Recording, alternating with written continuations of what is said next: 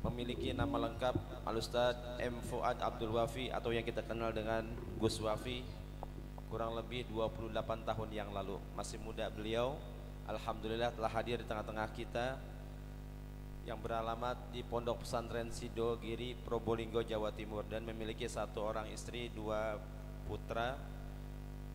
Saat ini aktivitas beliau yaitu sebagai pengajar, penulis, konten kreator, dan sering menghadiri acara debat lintas agama. Kepada beliau durasi 30 menit akan menyampaikan mau'izatul hasanah, dan nanti di sesi terakhir kita akan tanya jawab dengan beliau. Siapa yang terbaik dalam memberikan pertanyaan dan juga memberikan solusi akan diberikan oleh dari Makkatul Mukarramah. Shallu ala Muhammad.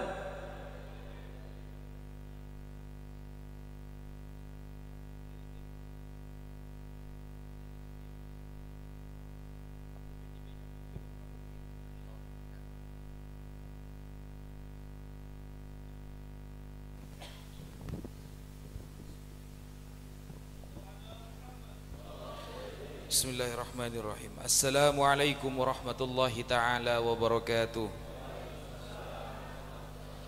Alhamdulillah wassalatu wassalamu ala rasulillah Sayyidina Muhammad ibn Abdillah wa ala alihi wa sahbihi wa man walah, amma ba'd. Yang Al-Fakir hormati dan Al-Fakir ta'zimi Kiai Haji Abdul Razi Marja, yang Al-Fakir hormati Al-Ustadz Suwandi, kemudian yang Al-Fakir hormati Al-Ustadz Arif Muslim, yang Al-Fakir hormati Haji Nanang Praman. Siapa Ustadz? Pramara. Susah banget namanya Ustadz. Yang terakhir Al-Ustadz Haji Ahmad Maulana. Kemudian yang Al-Fakir ta'zimi juga Al-Ustadz Salimuddin, dan seluruh asatid wa ustadzat yang hadir pada acara pagi hari ini. Ini saya ngantuk sekali Ustaz. Sudah tinggal 5% ini. Bismillahirrahmanirrahim. Di sini Al-Fakir diberikan amanah untuk menyampaikan tentang bab nasab habaib. Sebenarnya Ustadz Ahmad salah ngundang saya ini. Saya tidak bisa ceramah Ustadz, kalau debat bisa. Coba ada musuhnya enak ini. Dan mohon maaf bapak-bapak, ibu-ibu, seluruh para asatid, Al-Fakir tidak biasa menyampaikan ba'da subuh, karena ba'da subuh itu sudah jam-jam terakhir, sudah mau tidur biasanya. Karena dari kemarin belum tidur sama sekali. Dari kemarin siang takut ketiduran, barusan belum tidur. Jadi sholat tahajudnya ada ngambil sunnah tidur dulu. Akhirnya langsung menggugurkan kewajiban saja. Dan di sini Al-Fakir kira insya Allah semuanya sudah faham tentang nasab habaib. Jadi bagi yang tidak percaya, tafadhol, bahwa habaib itu bukan keturunan Nabi, silahkan. Bagi yang percaya, alhamdulillah. Yang percaya berarti mengikuti pendapat para ulama. Yang tidak percaya mengikuti salah satu oknum orang Banten, gitu saja ya. Gak repot ya. Karena kata para ulama, at-ta'nu fil ansab, mencaci maki nasab orang lain itu bisa menyebabkan orang itu jatuh pada kekafiran.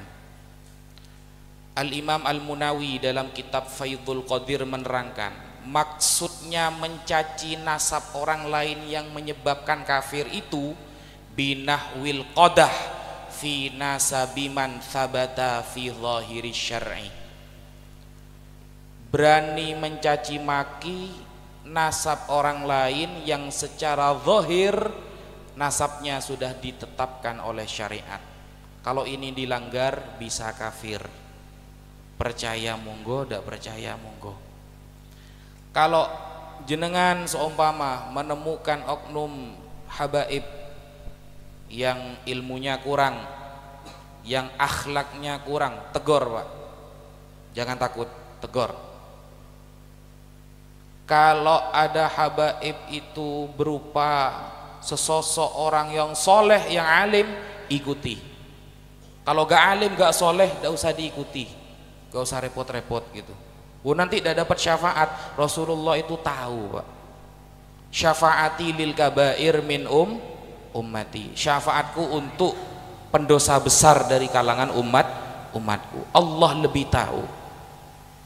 Kalau ada habaib yang gak sopan, tegur. Ada habaib yang melakukan kesalahan, nasihati.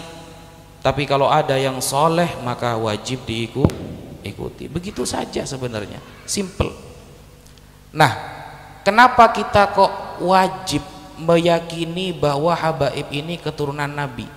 Al-Fakir pribadi, saya pribadi, Pak, setelah banyak membaca kitab-kitab nasab, sangat jarang ditemukan nasab yang lebih sahih daripada nasab Ba'alawi.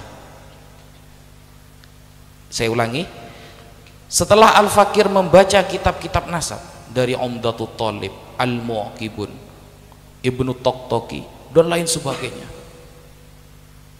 hampir sulit ditemukan nasab yang lebih sahih daripada nasab Ba'alawi. Ba'alawi ini sahihnya itu bil ijma'. Makanya istilah nasab itu ada 4, Pak. Pertama, sahihun nasab. Apa artinya sahihun nasab? Nasabnya sahih. Definisinya adalah wa huwallazi thabata nasabuhu indan nasabah bisyahadati wa qubila binuskhatil asli bi ijma'il masyayikhin nasabin wal ulama'il masyhurin bil amanati was salahi wal fadl wa kamalin lil akli wa taharatil maulid. Itu definisi nasab yang sahih. Adalah orang yang nasabnya sudah terkonfirmasi oleh ulama nasab dengan saksi nyata. Saksinya harus tahu ilmu nasab juga, dan menggunakan nuskhatul asli, salinan yang asli yang disepakati, wa nussa alaihi bi ijma'il masyayikhin nasabin, dan salinan ini, catatan ini disepakati oleh para ulama nasab. Nasabah, bukan nasabah BRI BNI nih, Pak ya. Nasabah ahli nasab artinya ya. Takut sampean pikirannya angsuran soalnya biasanya, Pak. Ya, Allahu Akbar, aduh besok jatuh tempo kan gitu kalau kita kan. Ya. Ini bukan nasabah bermakna ahli nasab. Ya. Wal ulama'il masyhurin, bukan hanya ulama ahli nasab, tapi juga diakui oleh ulama yang masyhur bil amanati, dengan amanahnya, wassolahi dan kesolehannya, wal fadli dan keutamaannya, wa kamalil akli dan kesempurnaan ilmunya, wa taharatil maulid dan suci lahiriahnya. Ini nasab Ba'alawi. Di bawahnya sedikit ada yang namanya makbulun nasab, nasab yang masih diterima. Apa itu? Ma thabata nasabuhu inda ba'din nasabin wa ankarahu akhar fasara makbulan min jihati syahidaini adlaini. Kalau ada perbedaan pendapat antara ulama nasab A dan B, yang A mencetuskan ini sahih, yang B mengingkari, kalau ada perbedaan namanya makbulun nasab, nasabnya masih diterima. Ini di bawahnya sahih, dan ini bisa terkonfirmasi min jihati syahidaini adlaini, harus ada 2 saksi yang faham nasab. Nah, di bawahnya sedikit ada yang bernama masyhurun nasab, nasab yang masyhur. Siapa mereka?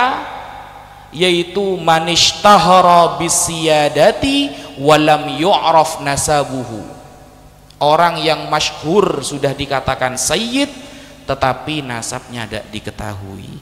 Ini namanya masyhurun nasab ya. Masyhurun indal ammah, majhulun fi ilmin nasab.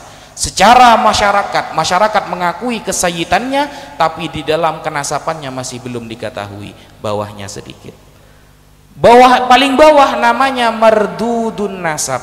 Apa mardudun nasab?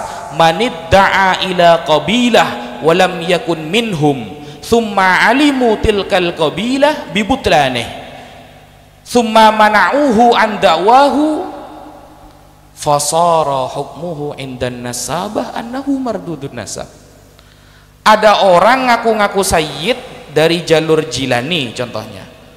Lah yang Al-Jilani yang lain menolak, kamu bukan Jilani. Nah, kalau ada yang menolak yang lain, saya ngaku-ngaku Ba'alawi yang lain menolak, Ba'alawi yang lain menolak, itu namanya mardudun nasab. Nasabnya ditolak.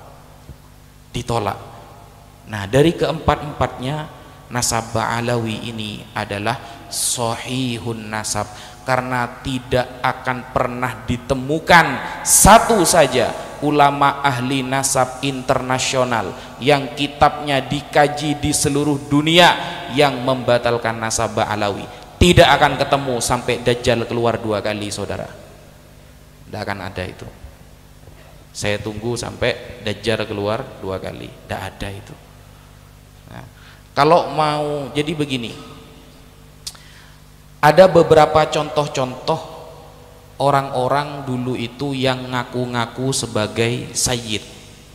Nah, bagaimana sikap kita kalau ada orang-orang yang mengaku sebagai sayyid tapi kita tidak tahu, ternyata terbukti dia bukan sayyid. Lah kita ngaji fikih. Fikih itu bab yang paling penting di masyarakat, Pak. Sekarang banyak orang belajar filsafat, fikihnya gak bisa. Syarat jadi makmum saja tidak hafal, sudah belajar filsafat, Pak. Ini zaman sekarang, bayangkan. Makanya tidak jarang di kitab-kitab para ulama tentang tanda-tanda akhir kiamat, akhir zaman, salah satu tanda-tanda akhir zaman adalah orang senang belajar filsafat, tidak mau belajar fikih. Coba lihat di dalam kitab namanya Al-Isya'ah li Asyrati Sa'ah, Syekh Muhammad Rasul Al-Barzanji. Di dalam kitab itu diterangkan salah satu tanda kiamat orang senang belajar filsafat tapi malas belajar fikih.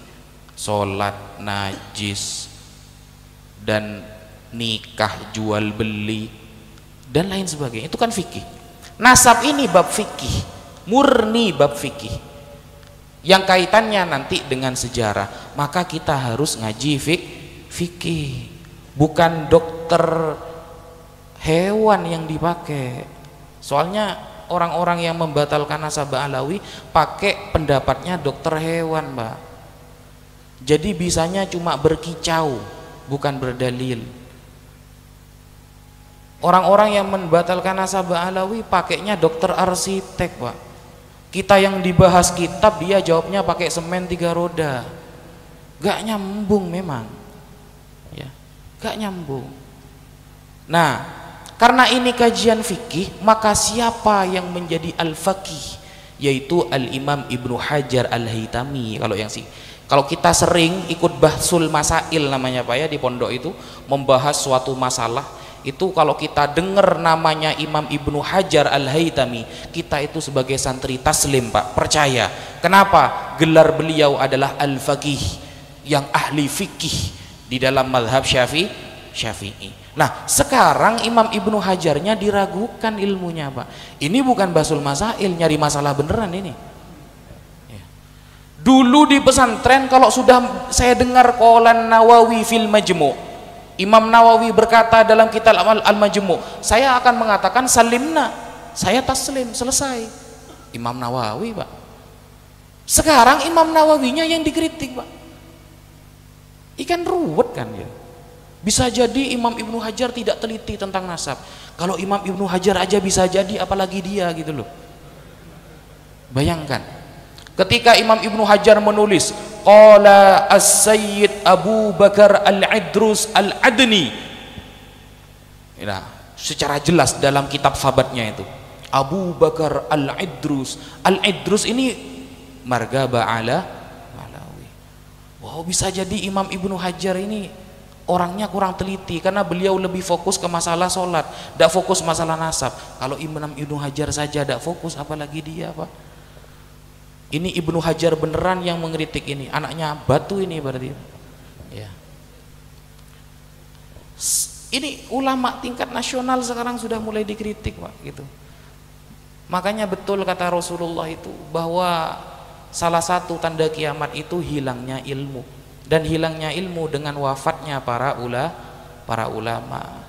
Yakbidul ilmah biqabdil ulama hatta idza lam yubqi aliman, kalau sudah di dunia ini enggak ada orang alim, ittakhadhan nasu ru'usan juhala, orang masyarakat akan mengangkat orang-orang bodoh menjadi kiai, mengangkat orang bodoh menjadi ustadz. Fasu'ilu fa'aftau bighairi ilmin, mereka ditanyakan masalah hukum menjawab tanpa ilmu. Fadallu wa adallu, maka sesat dan menyesatkan.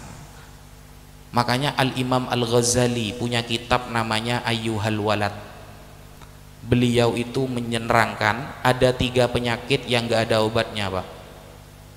Yang pertama adalah orang yang benci kepada kita karena hasud, dengki. Nah, ini gak ada obatnya, Pak. Betul kata Imam Ghazali ini. Orang kalau benci kepada kita karena hasud, gak ada obatnya itu, Pak. Semakin Anda benar, semakin salah menurut dia. Kita mau pakai dalil dari A sampai Z, tambah salah menurut dia. Ini orang kalau sudah benci kepada kita karena iri, dengki, semakin kita benar maka semakin salah. Itu.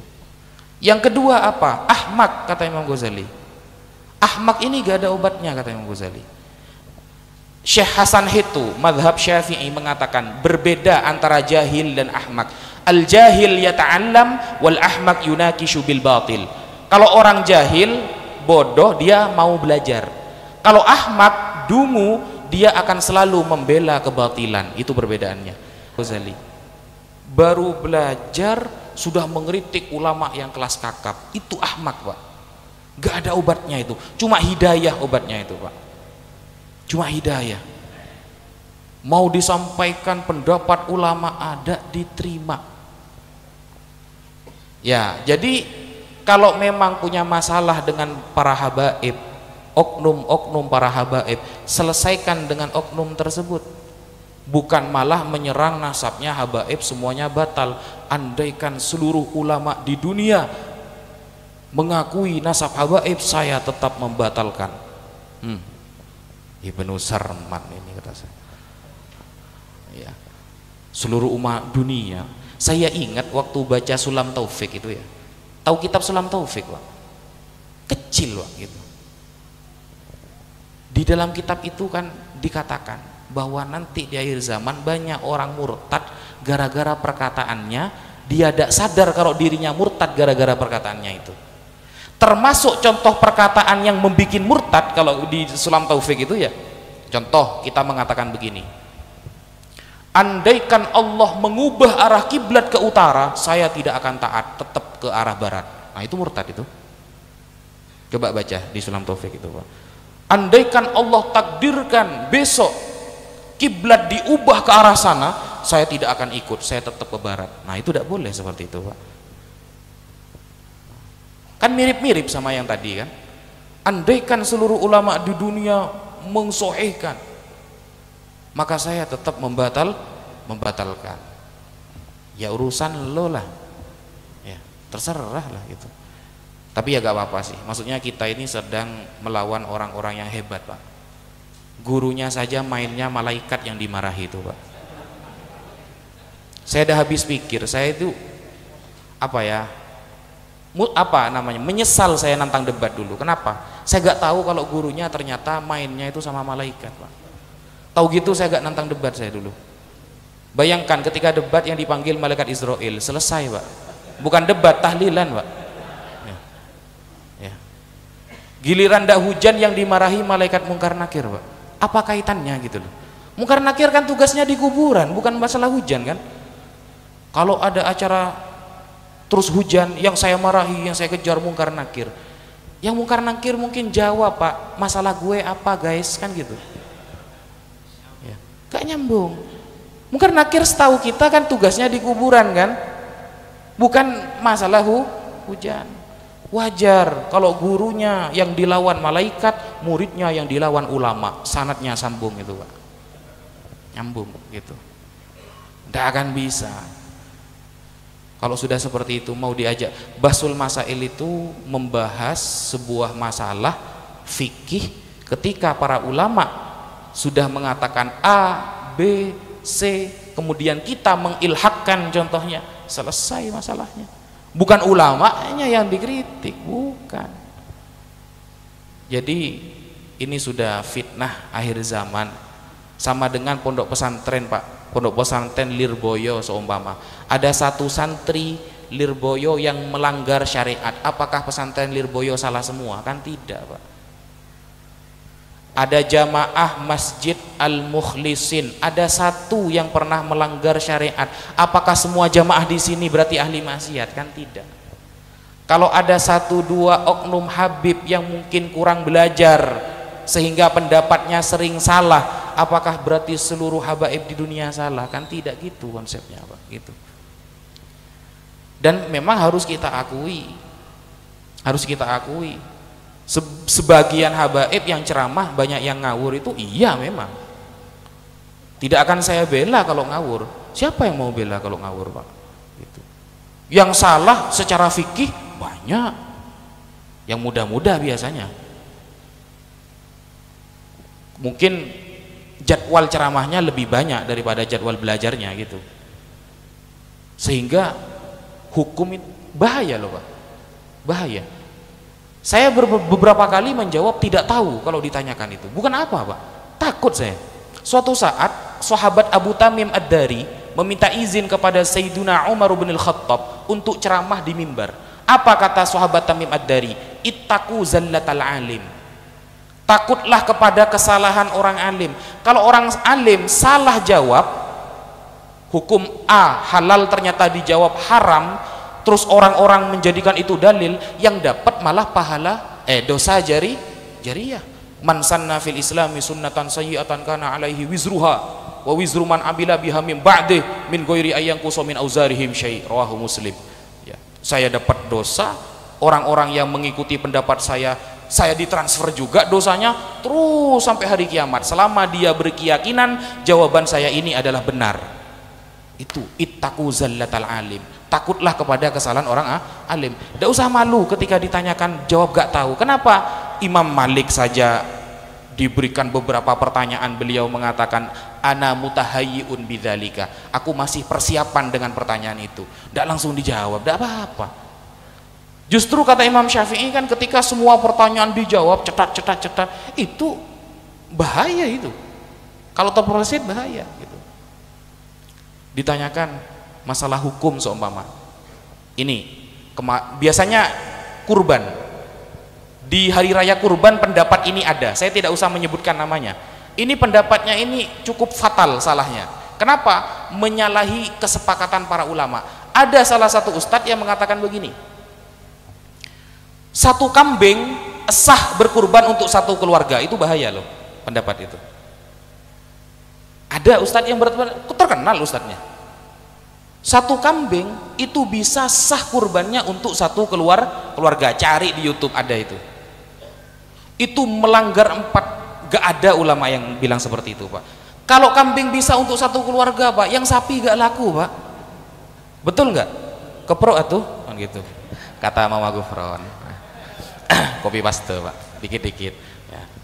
Kalau kambing bisa satu keluarga, maka yang sapi tidaklah laku. Itu saya kaji dari mazhab Hambali, mazhab Syafi'i, Maliki, Hanafi. Saya sampai cari pendapat yang paling nawadir, yang paling jarang itu. Tidak ada ittifaq ulama itu. Kalau kambing untuk satu orang, masalah pahalanya mau ditransfer orang satu desa terserah, boleh. Kalau pahala boleh ditransfer untuk satu desa, boleh. Satu negara pun tidak apa-apa. Hadhil udhiyah li Muhammad wa li ummati Muhammad, kan begitu kata Nabi kan.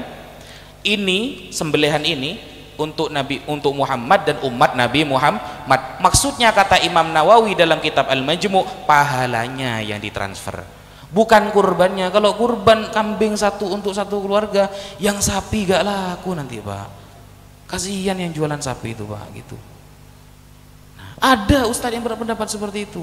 Fatal itu sebenarnya gitu. Nah, kan susah kan ternyata ngaji fikih itu susah Pak. Makanya tidak mudah kita langsung mengatakan Imam Ibnu Hajar tidak teliti. Baru kemarin hidup sudah bilang Ibnu Hajar tidak teliti gitu loh. Saya Pak, kalau dengar Imam Ibnu Hajar berpendapat itu gemeter. Kenapa? Imam Ibnu Hajar itu satu kelas dengan Imam Ar-Romli As-Shaghir, sekelas beliau itu. Ngaji ke ayahnya Imam Ar-Romli, Syamsuddin Ar-Romli atau Ar-Romli Al-Kabir. Nah, ayahnya Imam Romli ini mengakui kalau Imam Ibnu Hajar lebih alim daripada anaknya, lebih tahqiq. Makanya muncul kitab yang bernama Fathul Ali bijam'il khilaf baina Ibni Hajar wa Ibni Romli. Itu pendapat Ibnu Hajar dalam segi pendapat apa? Ketahqiqannya, kesohihannya, ketelitiannya lebih detail daripada Imam Ibnu Romli dalam mazhab Syafi'i. Itu dikatakan tidak teliti gitu. Jadi kita sudah tahu bahwa kita ini ada di barisan mana ya. Kemarin video yang di Nabawi TV itu Pak, itu di banner. Al-Fakir diundang di Nabawi TV, diberikan pertanyaan nasab dari A sampai Z, itu di banner Pak, dihilangkan itu dari YouTube, tidak bisa diposting lagi itu. Wah kan, ini buzzer ini ya, wa man tabi'ahum bisu'in ila yaumiddin ini ya. Sehingga kita tahu kalau para ulama ini ternyata membedakan antara nasab ya tetap nasab, tapi kalau mau ceramah yang ngaji dulu gitu loh. Nasab tetap nasab, tapi kalau akhlaknya agak baik ya harus ditegur gitu loh Pak. Jadi bedakan ya, tetap ini dihormati. Sama dengan kita punya istri, kalau istri kita ini melanggar syariat, kita akan pasti menegur sebagai rasa kasih sayang dan cinta kita kepada istri kita. Nah, seperti itu. Mungkin itu muqaddimah dari Al-Fakir. Ada tanya jawab Ustaz ya. Baik, para jamaah sekalian, masih ada waktu, kami persilahkan untuk bertanya dan menjawab. Gus sebentar, boleh diri lagi. Ketika kemarin debat di Banten, kenapa antum yang terpilih menjadi wakil dari Ba'alawi untuk debat dengan lawan Kiai Imad? Terus yang pertama, beberapa di medsos, mohon maaf, antum sebagai perwakilan daripada Habaib, bahasa kasarnya menjadi jongos Yaman ataupun Habib. Bagaimana komentar antum? Oh ya, saya juga agak tidak tahu Ustaz, kenapa kok bisa Al-Fakir yang terpilih. Pokoknya waktu itu malam-malam ditelepon adiknya Buya Qurtubi, Kiai Fahrul Razi ya. Nah beliau nelpon itu setelah viral Al-Fakir buat video tantangan diskusi. Nah, awalnya sempat khawatir. Kenapa khawatir? Karena yang Al-Fakir yakini dari dulu kiai-kiai itu mengakui nasab habaib gitu. Kok ada yang membatalkan? Berarti kan keren berarti ilmunya berarti. Awalnya masih agak ketar-ketir saya gitu. Nah, saya mulai berani gara-gara melihat karya dan ceramahnya. Ceramahnya kok narasinya kayak gini. Orang alim sama enggak itu Pak bisa kita bedakan dari cara ngomongnya. Orang alim dan tidak kita bisa tahu dengar dari cara ceramahnya. Setelah mendengarkan ceramah-ceramahnya ini tambah yakin kalau sebenarnya pembatalan nasab ini berasumsi cabang pribadi saja. Setelah baca kitabnya tambah yakin nahwu sorofnya banyak yang salah. Wah ini tapi ngarang mensyarahi alfiyah tapi nulis kok salah katanya. Balaghahnya ada yang salah, usul fikihnya apalagi, terus mengutip sebagian-sebagian pendapat Imam Ibnu Hajar dan lain sebagainya. Nah tambah berani, akhirnya buat video nantang diskusi. Mungkin video itu viral sehingga terdengar oleh pihak keluarga Kesultanan Banten.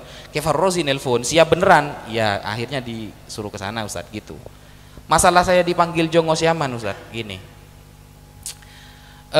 budak Yaman ya, panggilan itu jabatan yang baru itu ya. Sayyidina Ali aja mengatakan begini, ana abduman allamani harfan wahida, aku adalah budaknya orang yang pernah mengajari aku satu huruf. Sayyidina Ali ngajari satu huruf, beliau rela disebut dengan budak. Saya tahu bahwa di dalam sejarah para habaib telah menjadi gurunya para ulama Nusantara, Syekh Yasin bin Isa Al-Fadani, Ki Haji Hashim Asy'ari, Ki Khalil Bangkalan, Syekh Muhammad Mahfud Termas, Kiai Maimun Zubair, dan kiai-kiai. Karena mereka adalah guru-gurunya guru saya, maka saya lebih pantas. Mungkin kalau ada kalimat yang lebih jelek daripada Buddha, sematkan saya dengan itu, tidak apa-apa gitu. Kalau Sayyidina Ali saja diajari satu huruf siap dikatakan Buddha, apalagi yang mengajari guru-guru saya, kan seperti itu. Itu yang pertama. Yang kedua, Imam Syafi'i saja rela disebut Syiah. Kalau mencintai Ahlul Bait itu bisa disebut dengan Syiah. In kana rafdhan hubbu ali Muhammad falyashhadits tsaqalani anni rafidi.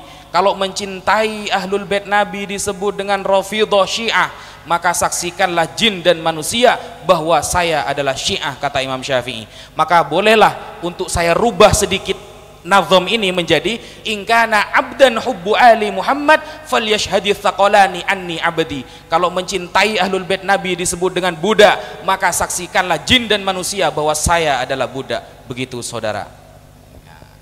Gitu Ustaz.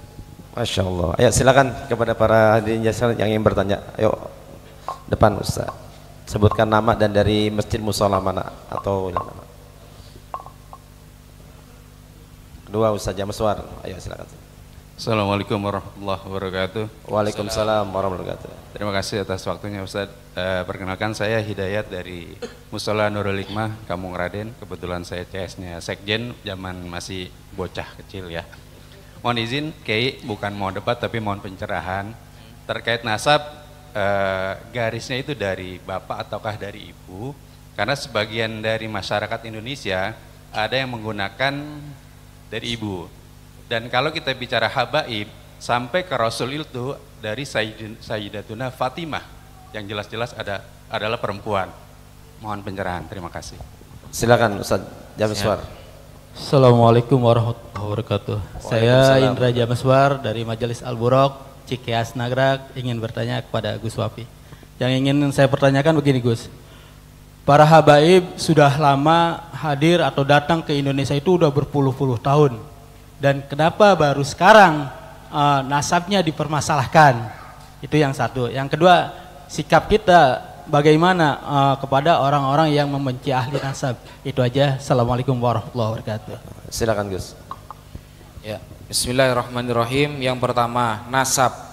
Kullu nasabin wasababin munqati'un yaumal qiyamah illa nasabi wasababi, kata Rasulullah.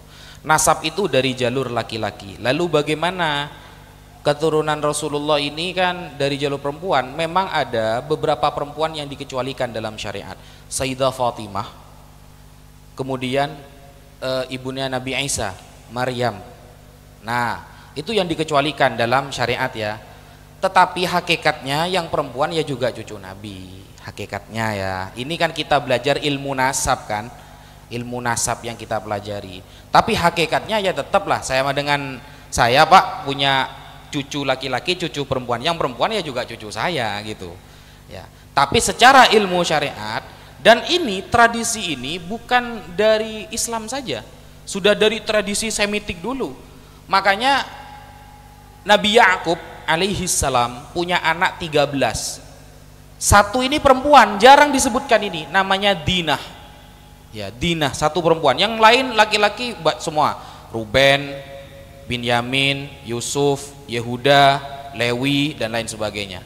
Nah, jadi yang sambung yang disebut dengan Bani Israel yang laki-laki, yang Dinah ini enggak disebut. Jadi bukan tradisi mulai sejak Islam, sudah dari dulu yang namanya nasab itu ya dari jalur laki-laki. Lalu ada orang yang mengatakan begini, tidak boleh menikah dengan syarifah seumpama.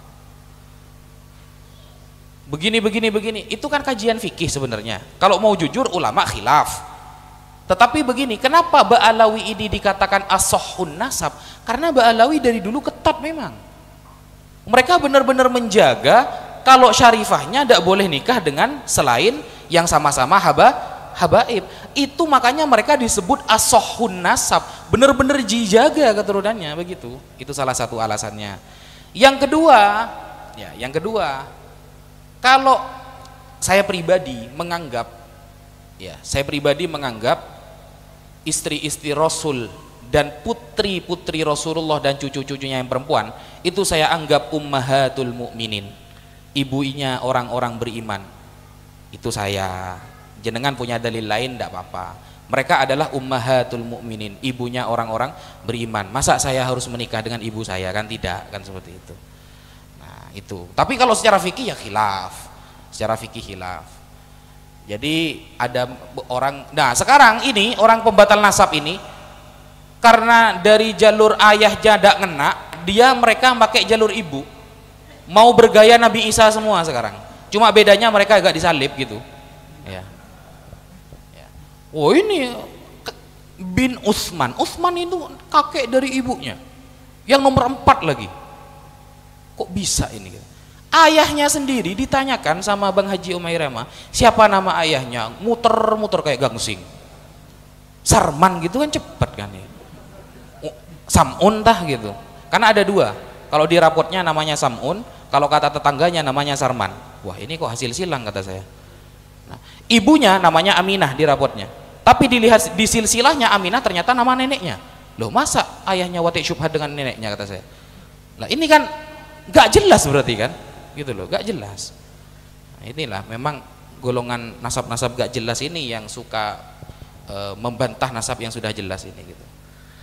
Gitu ya. Bismillahirrahmanirrahim. Assalamualaikum warahmatullahi wabarakatuh.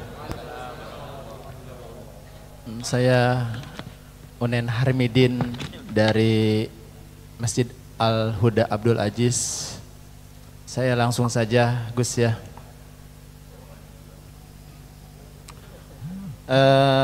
Kalau kita melihat keilmuan seseorang, kita bisa melihat dari debatnya. Wah iya, dia ilmunya banyak nih. Kalau kita lihat keilmuan seorang penceramah, kita bisa lihat cirinya. Wah, ceramahnya kayaknya ilmunya kurang nih. Kita kan tahu ya cirinya itu ya, dari 2 itu. Nah, tapi saya bingungnya melihat ciri Habib itu. Wah dia Habib bener nih, atau Habib bohongan. Itu bagaimana Gus? Bisa nggak kita melihat bagaimana ciri dari Habib itu? Sekian. Assalamualaikum warahmatullahi wabarakatuh. Waalaikumsalam warahmatullahi taala wabarakatuh.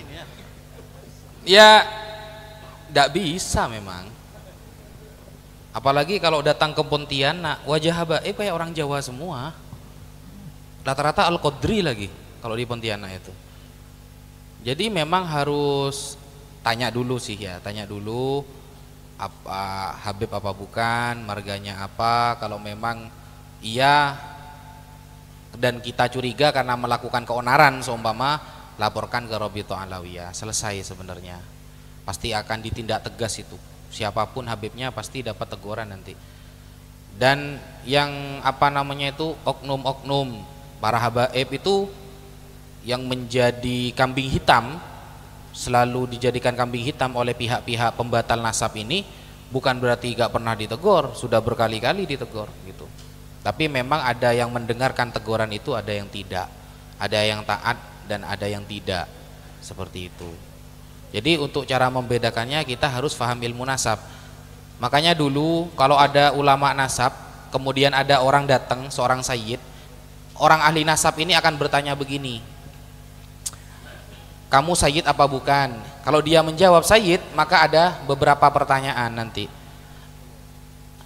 Am anta min Hasani, am min Husaini, am min Abbasi, am min Muhammadi, gitu. Muhammadi berarti dari Muhammad bin Al-Hanafiyah, putra Sayyidina Ali dari istri yang bukan Sayyidah Fatimah, punya anak Muhammad bin Al-Hanafiyah. Tapi istri Sayyidina Ali ini namanya ya Fatimah juga, tapi Al-Hanafiyah gitu, punya anak Muhammad bin Al-Hanafiyah. Kalau Abbasi dari Abbas, kalau Husaini dari Sayyidina Husain, kalau Hasani berarti dari Sayyidina Hasan. Kalau dia nanti jawab ana min Husaini, aku dari Husain, maka nanti akan bertanya lagi, Husain ini punya anak Ali Zainal Abidin ya. Dari Ali Zainal Abidin melahirkan beberapa anak, kamu dari jalur mana? Terus ditanyakan seperti itu sampai ayahnya gitu kalau dulu. Jadi tidak ada dulu pertanyaan begini, mana kitab sezamannya? Itu gabrul itu ya. Kalau seperti itu Pak, bayangkan ya, Saya sampai mencari itu dalam sejarah itu. Pertanyaan ahli nasab itu, mana kitab sezamannya? Repot. Wali Songo semuanya tidak ada kitab sezaman, Pak. Karena tradisi nulis itu baru datang di Indonesia. Sunan Gunung Jati itu paling banyak nuskhohnya, salinannya paling banyak karena beliau sultan dulu.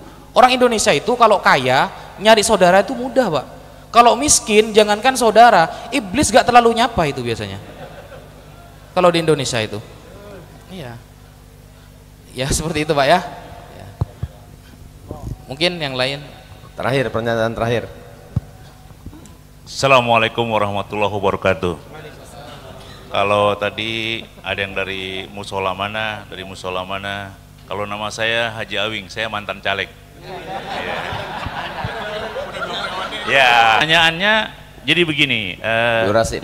Sebetulnya apa sih yang membuat jadi antara, katanya kan Wali Songo nggak punya keturunan, kemudian katanya bahwa sampai ada mengubah-ngubah apa tuh makam, diubah-ubah sehingga berusaha untuk memutuslah bahwa yang saya dengar kan bahwa Wali Songo itu bukan merupakan keturunan dari, tidak punya nasab ke Rasulullah gitu. Apa benar Wali Songo itu tidak punya nasab ke Rasulullah? Itu pertanyaan saya. Oke, terima kasih. Saya mantan caleg ya, ingat. Iya. Saya bukan dari Yes. musola mana-mana gitu ya. Silakan Terima kasih. Assalamualaikum warahmatullahi wabarakatuh. Silakan dijawab Gus Wafi sekaligus closing statement. Iya. Ini ada pandangan yang perlu diluruskan dan ini memang banyak yang salah. Dikira kalau cucu Nabi itu pasti baik, itu salah pandangan itu. Anaknya Nabi Nuh itu masuk neraka, Kan'an namanya, Pak. Nabi Nuh itu punya 4 anak, Ham, Shem, Yafet, Kan'an. Kan'an anak terakhir. Kalau menurut orang Yahudi, Kan'an ini cucu, bukan anak, anaknya Ham. Nah, gak ada jaminan kalau cucunya Nabi mereka pasti akan mengajarkan firman. Gak ada. Ada itu kiai yang bilang seperti itu. Kalau memang mereka cucu Nabi, mereka tidak mungkin jualan minyak. Loh, emangnya mau jualan apa? Kapal perang. Ya. Itu statement yang kurang tepat. Tidak ada. Kalau cucu Nabi itu orangnya pasti soleh, gak ada. Yang dijamin dari dosa hanya Rasulullah dan para Nabi yang 25 itu. Yang wajib kita ketahui. Sebenarnya Nabi itu ada 124.000, yang jadi Rasul ada 313. Itu saja yang maksum. Tidak ada anak cucu Nabi itu maksum terjaga dari dosa. Tidak ada. Jadi jangan sampai kita punya pemikiran kalau memang dia itu keturunan Nabi, tidak mungkin dia itu orangnya sembrono. Loh, di dalam Al-Quran berarti orang yang punya pemikiran seperti ini jarang hatam baca Quran biasanya. Coba buka di surah Al-Ahzab. Ya nisa'an nabi lastunna ka ahadihin. Kan begitu kan? Wahai istri-istri Nabi, kamu tidak seperti yang lain. Kalau kamu sampai melakukan fahisyatan mubayyinah, melakukan kekejian, dosa, maka yudha'af lahul adzab di'afain. Maka dosanya dilipat gandakan. Habib kalau melakukan dosa, dosanya 2 kali lipat. 2 kali lipat. Karena dia panutan. Seharusnya jadi panutan kok nakal, kan begitu. Ya. Jadi tidak ada jaminan cucu Nabi itu soleh, tidak ada.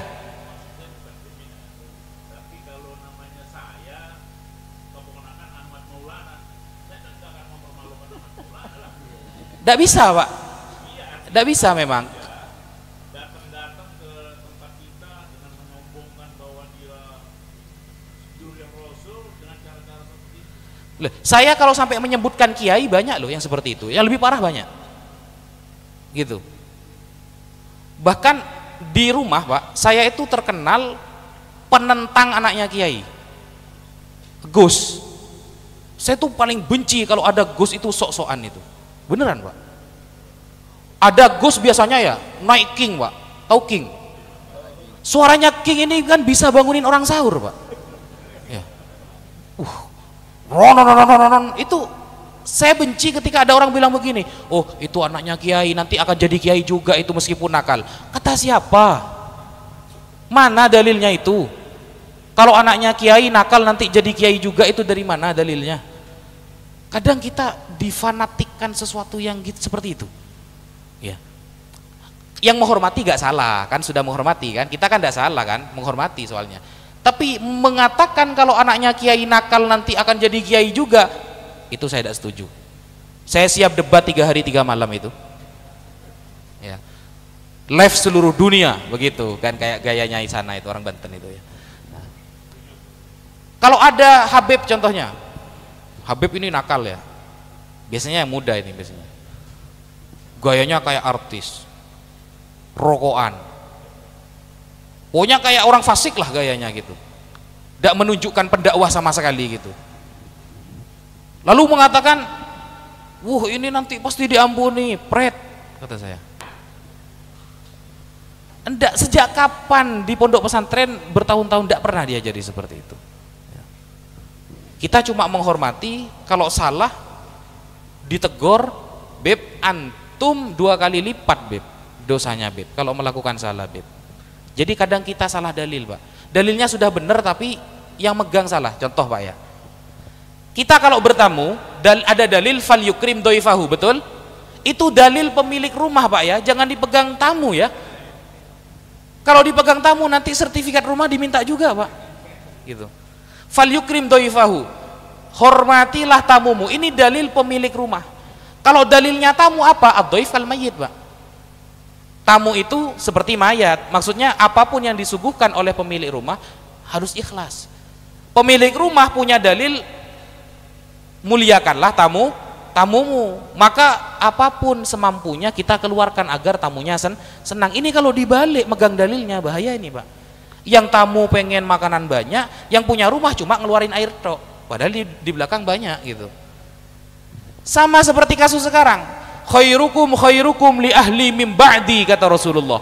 Paling baiknya kalian yang paling baik kepada keluargaku setelah aku mati, kata Rasulullah. Ini dalilnya kita, jangan dipegang Habib. Kalau dipegang Habib nanti dia itu gila hormat Pak, begitu.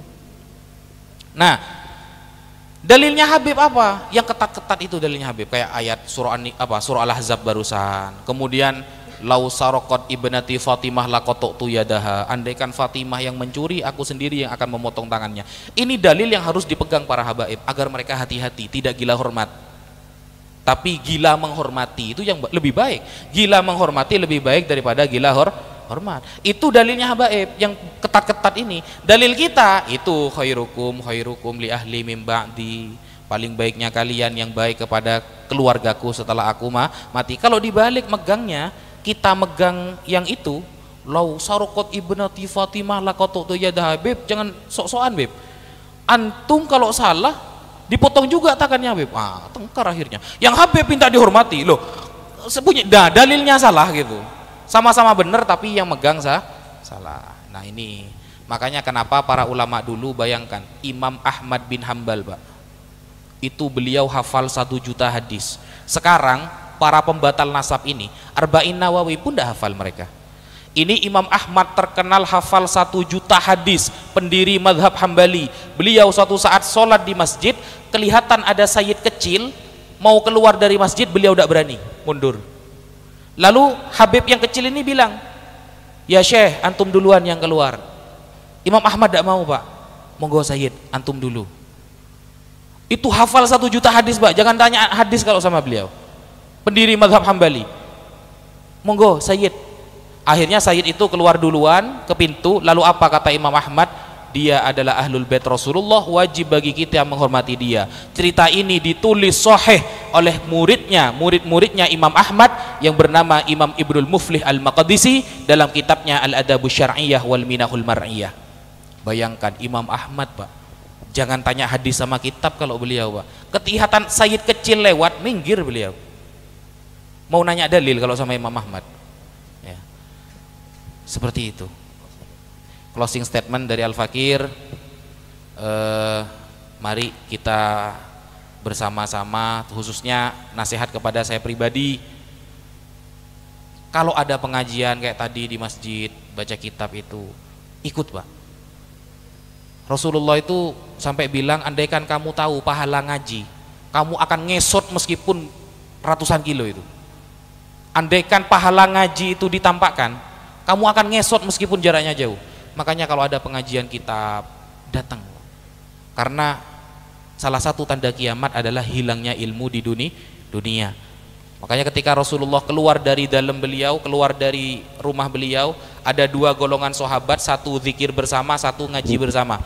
Rasulullah milih yang ngaji bersama.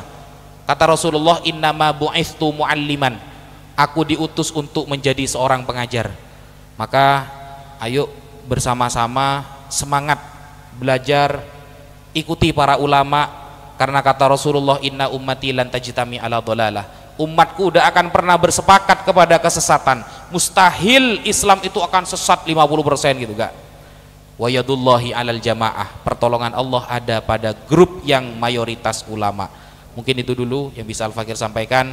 Kalau ada kebenaran datang dari Allah, kalau ada kesalahan itu kekurangan Al-Fakir pribadi. Wassalamualaikum warahmatullahi taala wabarakatuh.